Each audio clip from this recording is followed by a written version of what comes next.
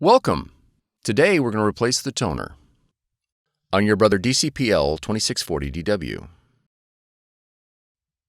This video will cover multiple models and operating systems. Even though your machine may not match the model on the screen, the overall process will be the same. To begin, open the front cover. Allow the machine to cool for 10 minutes. Remove the drum and toner assembly and place it on scrap paper. Be careful not to touch the surface of the roller.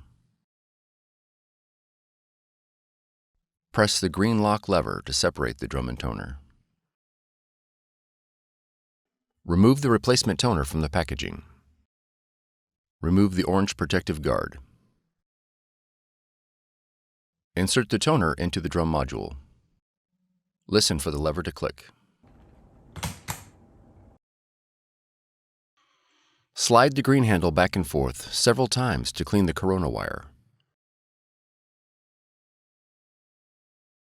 Ensure the handle is locked in the left position.